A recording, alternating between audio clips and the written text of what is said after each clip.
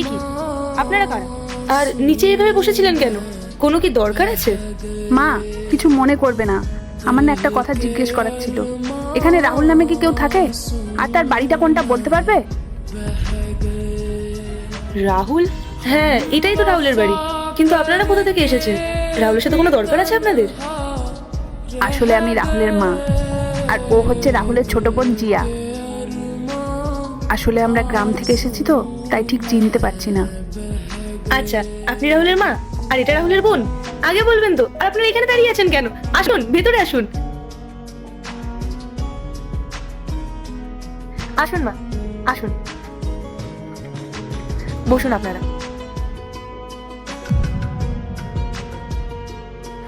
আপনারা এখানে বসুন, রেস্ট নিন। আমি আপনাদের জন্য জল নিয়ে আসছি। আর আমি রাহুলকেও জানিয়ে দিচ্ছি যে আপনারা এসেছেন। এই শোনো, দাদাকে না হুট করে কিছু বলে না। সামনে গিয়ে দাঁড়ালে যে অবাক হবে না, সেটা দেখার মতো।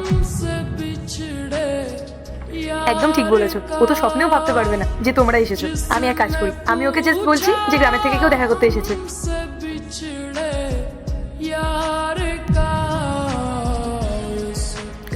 দেখ রে জিয়া, আমাদের রাহুল শহরে এসে কত সুন্দর সংসার সাজিয়েছে, আর ঘরটাও কত বড় দেখ।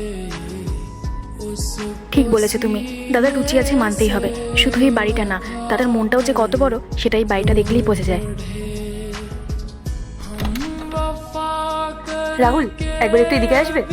হ্যাঁ বলো না, শুনছি। জরুরি কিছু? দুজন অতিথি এসেছেন। ওনারা বলছেন ওনারা নাকি তোমার গ্রাম থেকে এসেছেন। আমি তাই তোমাকে বলছিলাম একটু যেতে। আমার গ্রাম থেকে এসেছে?